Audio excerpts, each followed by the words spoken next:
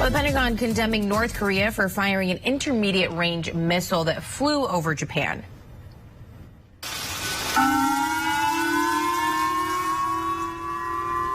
The launch last night prompting raid sirens as the government told people to take cover. The nation's prime minister condemning the move this morning. Joining us now is Tokyo correspondent Chris Gilbert. Chris, this launch is a drastic escalation in threats by North Korea. What is the reaction from people in Japan?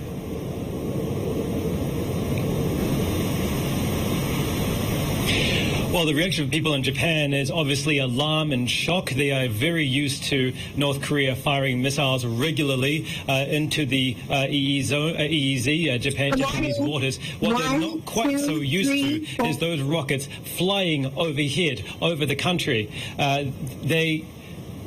It's been the first time in 5 years that this has happened, and it's now had 5 launches in the last 10 days. Now, the Japanese Prime Minister, Fumio Kishida, he came out very strongly, immediately, and strongly condemned this attack, this launch, and the government as well has said that North Korea is destabilizing the area with these ongoing launches. And the key thing here really is the scale of how far this missile traveled, more than 4,500 kilometers, and it's the furthest that any North Korean missile has traveled. And Pyongyang is suggesting that Guam and the U.S. military base there may now be within striking distance.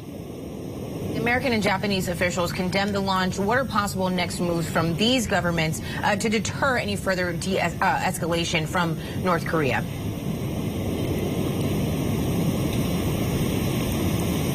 Well, we've already learned in the last hour or so reports that South Korea and the United States are already carrying out bombing drills in the region in response to the launch, which is interesting considering Pyongyang says it was provoked to do the launch in the first place by trilateral military drills by South Korea, the United States and Japan in the region. And it also said it was provoked by the very recent visit by the U.S. Vice President Kamala Harris to the area as well. In terms of what Japan can do, not very much. Its hands are tied, but of course it's very snugly secure in the U.S. security umbrella there at the moment. But really, there is discussions here in Japan at the moment of increasing defense spending to 2% of GDP and revisiting the constitution to perhaps allow Japan to remilitarize. And these are the things that the government is looking at.